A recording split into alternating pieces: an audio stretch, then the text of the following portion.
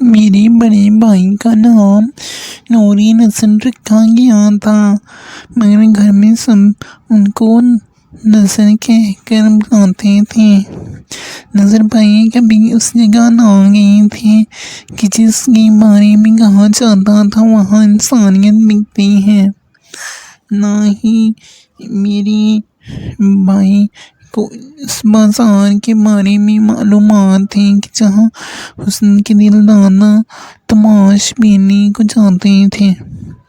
وہ تو ہم مجبوراً گئے تھے کہ ہمارے بوڑھے مالی ایوب ماما کی جوان سا لڑکی شیریں گل اغوا ہو گئی تھی، اور کسی نے ان کو اطلاع دی تھی کہ وہ لاہور کے بازار حسن میں ہے۔ بیٹی کے اغوا ہو جانے کا غم ہی کم نہ تھا، اس پر یہ اطلاع قیامت ہو گئی۔ اس خبر نے ماما کو ہلا کر رکھ دیا۔ وہ میرے والد کے آگے رو رو کر سماجت کر رہی تھی، میری مدد کریں، کسی طور شیریں گل کا پتہ کرا دیں، اگر میری بچی وہاں ہے تو اس کو بازار حسن سے نکالنے کی سبیل کریں۔ بتاتی چلوں کہ ایوب ماما 15 برس سے ہمارے مالی تھے، تب شیریں گل 2 برس کی تھی۔ وہ میری ہم عمر تھی، بچپن میں ساتھ کھیلا کرتی تھی، ہم اکٹھے گڑیاں کھیلتے اور تتلیاں پکڑتے۔ وہ بہت نیچر کی لڑکی تھی، اور اس کے حسن کا تو کیا کہوں، ایسی خوبصورتی کہ 14ویں کا چاند بھی شرما جائے۔ کہتے ہیں خوبصورتی اللہ کی دین ہے، تاہم کبھی کبھی غیر معمولی خوبصورت ہونا انسان کو خطرے میں ڈال دیتا ہے۔ 11 برس ایوب ماما ہمارے گھر کے عقب میں بنے سرونٹ کوارٹر میں رہتے رہے۔ میرے بھائی کی شادی ہو گئی تو والد صاحب نے پہلے والا گھر فروخت کر کے ایک پوش علاقے میں نیا بنگلہ خرید لیا۔ اس میں سرونٹ کوارٹر صرف ایک کمرے پر مشتمل تھا۔ تبھی ایوب ماما کو کرائے کا مکان لینا پڑا، کیونکہ ان کی فیملی ایک کمرے میں نہیں سما سکتی تھی۔ وہ کرائے کے مکان میں چلے گئے جو کچھ دوری پر ایک ایسے محلے میں تھا جہاں کی آبادی مزدور پیشہ افراد پر مشتمل تھی۔ ہر کماش کے لوگ وہاں آباد تھے۔ یہ ایک غیر محفوظ علاقہ تھا اور رہائشی سہولیات عنقا تھیں۔ کہنا چاہیے کہ یہ شرفاء کے رہنے کے لائق جگہ نہ تھی، مگر ایوب ماما کی مجبوری یہ تھی کہ ان کو سستا مکان چاہیے تھا۔ کرائے کے مکان میں رہائش پذیر ہونے کے بعد شیریں گل کا ہمارے گھر روزانہ آنا جانا ممکن نہ رہا۔ وہ اب 1 ماہ بعد اپنی والدہ کے ہمراہ ملنے آ جاتے۔ رفتہ رفتہ یہ سلسلہ بھی نہ رہا۔ اس کے بعد ان کے گھریلو حالات کا مجھے علم نہ رہا کہ وہ کیسے اور کیوں اغوا ہوئی۔ اس میں اس کی اپنی نادانی یا غلطی کار فرما تھی، یا اس کے ساتھ کوئی حادثہ ہوا تھا۔ بابا ایوب تو صبح سے ہمارے ہاں آ جاتے اور شام کو گھر جاتے تھے۔ ان کے 4 لڑکیاں اور 2 لڑکے تھے۔ شیریں گل ماما کی سب سے بڑی بیٹی تھی، جبکہ بیٹے 4 بیٹیوں سے چھوٹے تھے۔ اتنے بڑے کنبے کے لیے کمانے والے صرف ایوب ماما ہی تھے۔ پرانا ملازم ہونے کی وجہ سے ہم سب ان کا خیال رکھتے۔ ہمارے گھر میں ان کی عزت و قدر گھر کے ایک بزرگ جیسی تھی۔ والدین بھی وقتاً فوقتاً مالی کی مدد کرتے رہتے تھے۔ کہنے کو ایوب بابا مالی تھے، در حقیقت وہ گھر کے اور بہت سارے کام بھی سر انجام دیتے تھے۔ اگر ایک دن نہ آ پاتے تو ہمارے گھر کا انتظام ہی درہم برہم ہو جاتا۔ والد صاحب شیریں گل کے بارے میں اتنے ہی پریشان تھے کہ جس قدر ایوب ماما تھے۔ وہ ہر حال اپنے اس وفادار خدمت گار کی مدد کرنا چاہتے تھے۔ تبھی انہوں نے نظر بھائی سے کہا کہ تم اپنے انسپکٹر دوست کے ذریعے بازار حسن تک رسائی حاصل کرو اور شیریں گل کی وہاں تلاش کراؤ، شاید اس کا کوئی سراغ مل جائے۔ ظاہر سی بات ہے کوئی باپ اپنے بیٹے سے بازار حسن جانے کو نہیں کہتا، لیکن سوا اس کے چارہ بھی نہ تھا۔ میرے والد نے ہر طرح سے ان کی گمشدہ بیٹی کی تلاش میں پورا ساتھ دیا تھا۔ جب کوئی سراغ نہ مل سکا تو آخری کوشش کے طور پر اس علاقے میں تلاش کرنے کی ٹھانی کہ جہاں عام حالات میں قدم رکھنا معیوب بات تھی۔ انسان کا ہر عمل اس کی نیت کی روشنی میں پرکھا جاتا ہے۔ کبھی کبھی کسی نیک ارادے کی تکمیل کے لیے بری جگہ بھی جانا پڑ جاتا ہے۔ انسپکٹر کا نام راہیل تھا اور یہ نذر بھائی کا بچپن کا دوست تھا۔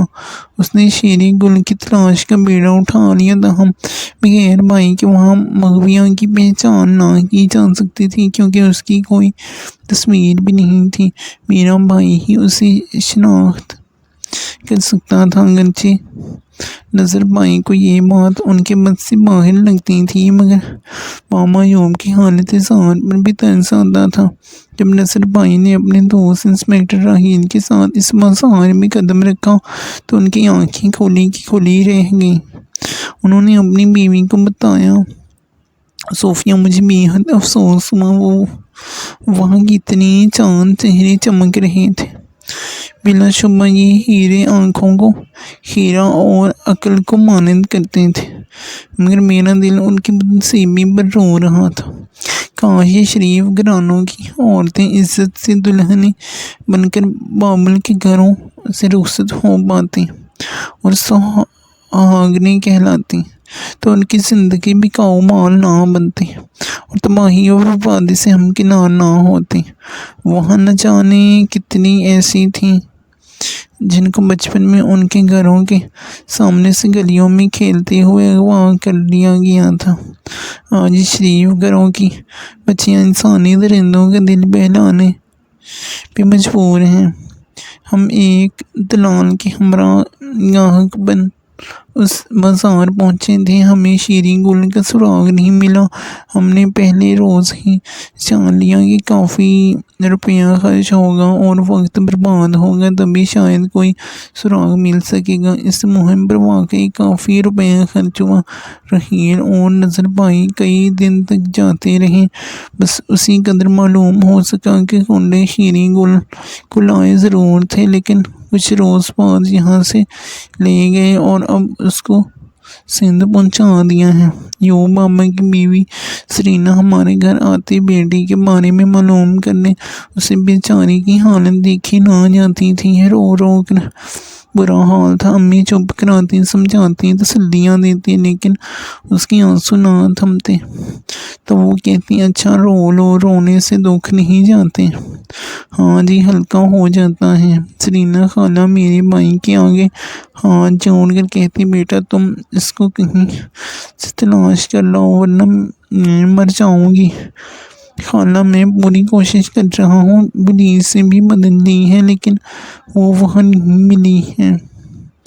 میرے بس میں ہوتا تو ضرور شیری گل کو لا کر آپ کے حوالے کر دیتا۔ جتنی بساط تھی میرے بھائی نے اپنی سے پوری کوشش کر لی، شیری گل نہ ملی۔ وہاں اپنے مشن کے دوران نذر بھائی نے ایک گھر میں چند مجبور لڑکیاں دیکھیں۔ ان میں ایک تو بہت خوبصورت تھی، وہ بہت خاموش طبع تھی، چہرے پر حزن کا سنگار اور دل پر افسردگی کا پہرا تھا۔ اس کی غیر معمولی اداسی نے بھائی کو اپنی جانب متوجہ کیا۔ انہوں نے چند گھنٹوں کے لیے اس لڑکی کو حاصل کیا کیونکہ تنہائی میں ہی وہ اپنا احوال بتا سکتی تھی۔ اس سے افسردگی کا سبب پوچھا۔ ہمدردی پا کر وہ سسک پڑی۔ بتایا کہ میری خالہ زاد نے دھوکے سے مجھے میرے گھر سے ساتھ لیا اور یہاں 50,000 میں فروخت کر کے چلا گیا۔ ان لوگوں کی ہم نگرانی سخت ہے، میں باہر کی دنیا میں کسی کے ساتھ رابطہ نہیں کر سکتی۔ ہاتھ جوڑنے لگی کہ مجھے یہاں سے نکال لو، میں عمر بھر آپ کا احسان نہ بھولوں گی۔ اس کی آہوزاری نذر بھائی کے دل پر اثر کر گئی۔ سوچا شاید اللہ نے مجھے اس پر بری جگہ کسی نیک کام کے لیے بھیجا ہے۔ ایوب بابا کی لڑکی تو نہ ملی، مگر یہ لڑکی بھی تو یہاں زبردستی سانس لینے پر مجبور ہے۔ یہ بھی کسی کی بیٹی، کسی کی بہن ہے۔ کوئی باپ اس کے لیے بھی تڑپتا ہوگا، اس کی ماں بھی رو رو کر اپنی جان کھو رہی ہوگی۔ اس لڑکی کا نام پروین تھا۔ اس نے میرے بھائی کو مجبور کر دیا کہ وہ اسے وہاں سے نکال کر اس کے ورثاء کے پاس پہنچا دے۔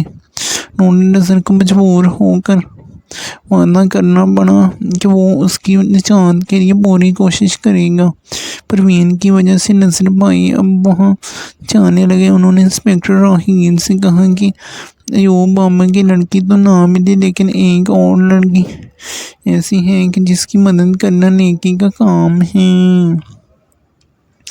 وہ بیچاری میرے پاؤں پکڑتی ہے، اسی کو برآمد کرا دو، لیکن یہ خیال رہے کہ میری بدنامی ہو اور نہ میرا نام آئے۔ جھگڑے فساد سے بھی گریز کرنا، کہیں اخبار والوں تک بات نکل جائے۔ پولیس انسپکٹر تو میرے بھائی کا نقطۂ نظر سمجھ گیا، لیکن اس کا صاحب نہ سمجھا۔ اس نے ایک سیاسی شخصیت کے سامنے معاملہ کھول دیا اور اس سیاسی بندے نے خود کو اس معاملے میں ملوث کر کے اس کارنامے کا سہرا اپنے سر باندھنے کے چکر میں اخبار والوں کی پریس کانفرنس کر ڈالی۔ لڑکی تو برآمد کر لی گئی، مگر اخبار میں خبر بھی لکھوا دی گئی کہ فلاں صاحب کی کوششوں سے ایک شریف گھرانے کی اغوا شدہ لڑکی کو برآمد کر لیا گیا ہے اور اس کو اب اس کے ورثاء کے حوالے کرنا ہے۔ اب ورثاء کے بارے میں بھی سن لیں۔ جب راحیل انسپکٹر اور نظر بھائی نے لڑکی کو اس کے والد کے حوالے کرنا چاہا تو پروین کا والد بجائے پرسکون ہونے کے تلخ ہو گیا۔ وہ بہت غصے میں تھا۔ اس نے کہا جو ٹھوکر میری بیٹی کو لگی ہے وہ اس کی اپنی غلطی کی وجہ سے لگی ہے اور ہماری عزت اس نے ہی خاک میں ملائی ہے۔ یہ اتنی معصوم نہیں ہے۔ یہ جس لڑکے کے ساتھ گھر سے گئی وہ اس کا خالہ زاد نہیں ہے، ہاں دور کا ایک رشتہ دار ضرور ہے، مگر وہ ٹھیک لڑکا نہ تھا۔ تبھی میں نے اس کے والدین کو انکار کیا تھا جو اپنے بیٹے کے لیے رشتہ مانگنے آئے تھے۔ پروین اسکول جاتی تھی، تبھی سے منور اس کے پیچھے تھا۔ مجھے علم ہوا تو میں نے بیٹی کو اسکول سے ہٹا لیا۔ اس کی ماں نے بھی اس کو سمجھایا تھا کہ منور لوفر لڑکا ہے، اس سے شادی نہیں ہو سکتی، مگر اس کے دماغ میں ہماری بات نہیں آئی۔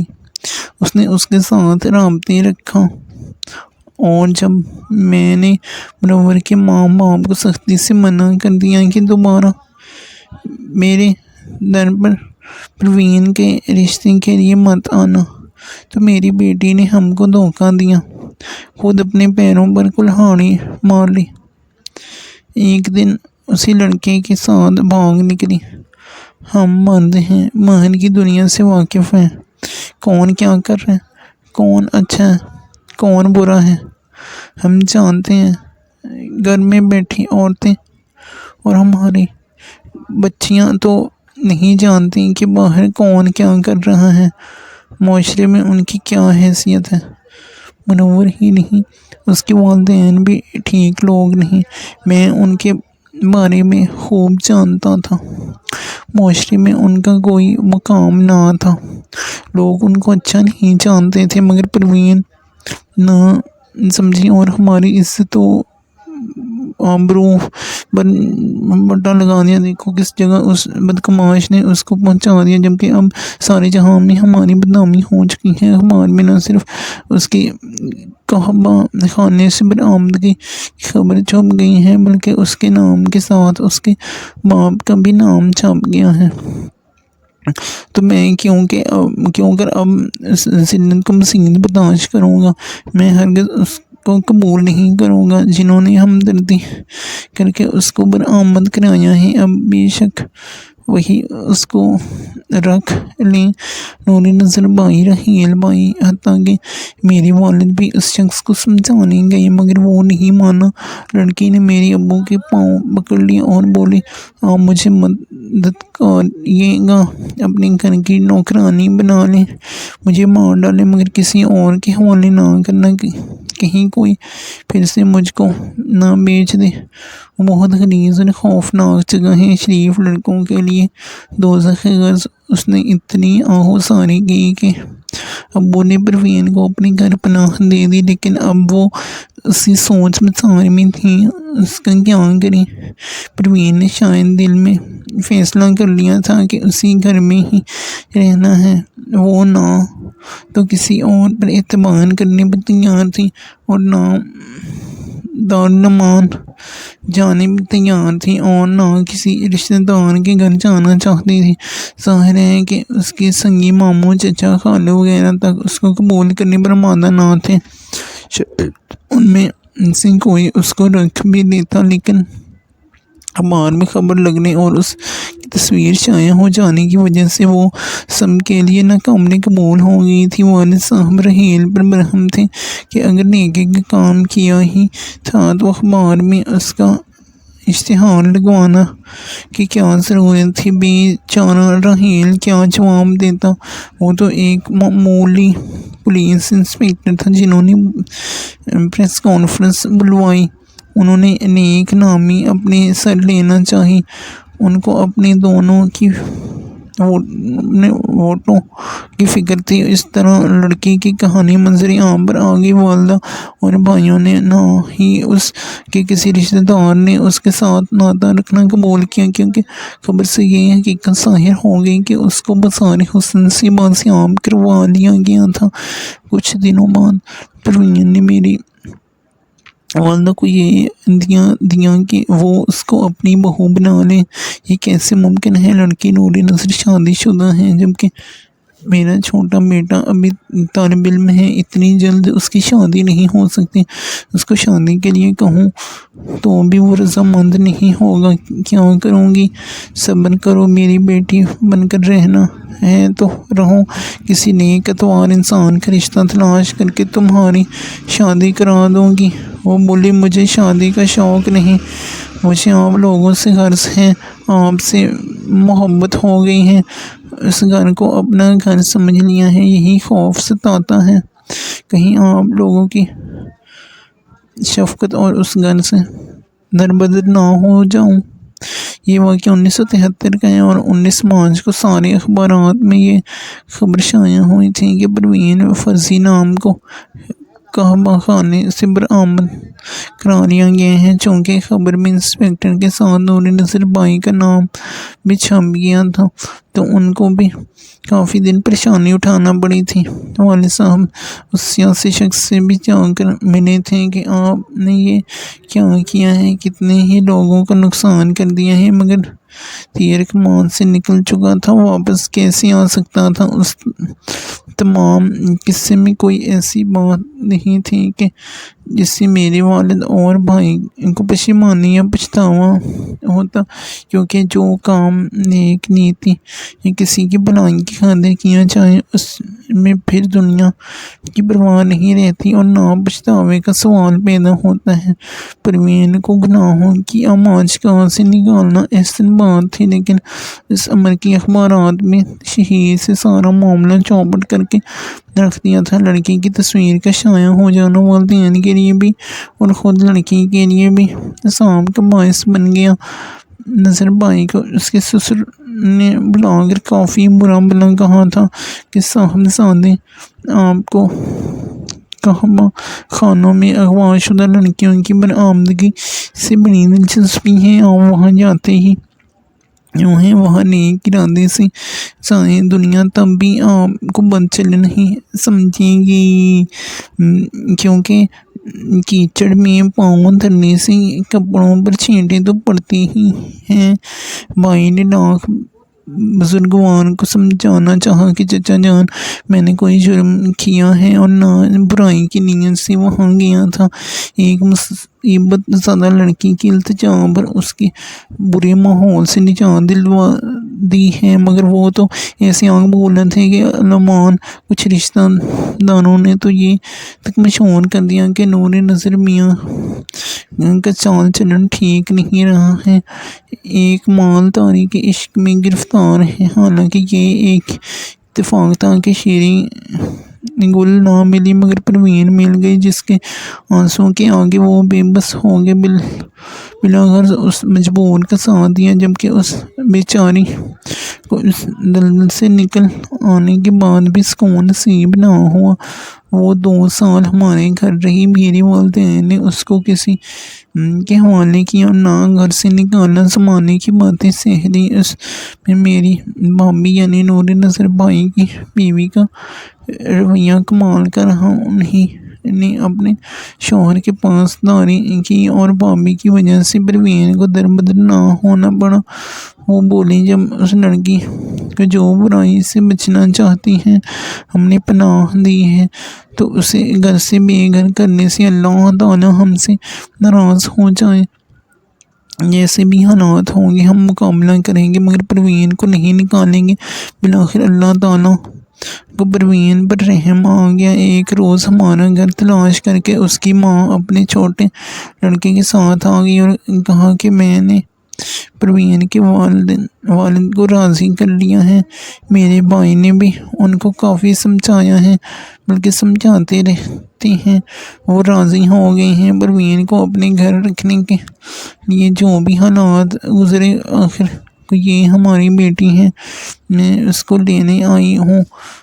والد نے فون پر پروین کے والد سے بات کی اور پھر ہم نے بخوشی اس کو اس کی والدہ اور بھائی کے حوالے کر دیا۔ وہ بھی ماں کے آنے پر خوش تھی، جاتے ہوئے افسردہ ضرور تھی کہ ہم لوگوں سے دور ہو رہی تھی، مگر اس کا بھلا اسی میں تھا کہ اپنے والدین کے گھر چلی جائے۔ لہٰذا وہ چلی گئی اور ہمیں بھی سکون نصیب ہوا۔